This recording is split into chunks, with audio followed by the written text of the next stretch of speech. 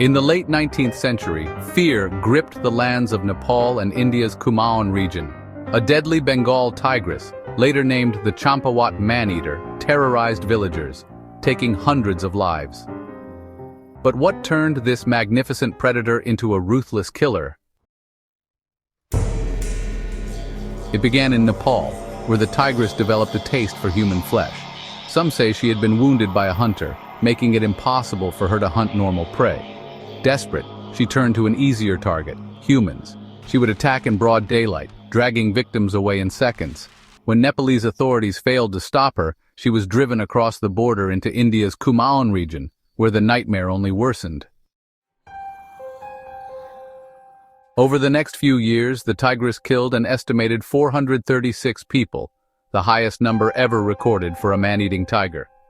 Entire villages were abandoned. People refused to leave their homes, fearing they would be the next victim. With every attack, she grew bolder, striking near temples, roads, and even doorsteps. The British government had no choice but to call for help. In 1907, a skilled hunter named Jim Corbett was summoned. Unlike other hunters, Corbett believed that most man-eaters were victims of human interference. He carefully studied the tigress's movements and set out on one of the most dangerous hunts of his life.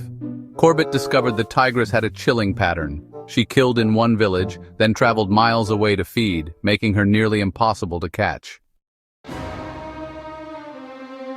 Then, one fateful day near the village of Champawat, Corbett found fresh signs of a kill. A 16-year-old girl had been taken. He knew the tigress would return. With the help of villagers, Corbett set up an ambush. As the sun set, she appeared. A single shot rang out, hitting her, but not killing her. Wounded, she vanished into the jungle. Corbett followed. In the darkness, a thunderous roar broke the silence. The tigress lunged at him, but Corbett stood firm. He fired again. This time, the great predator fell.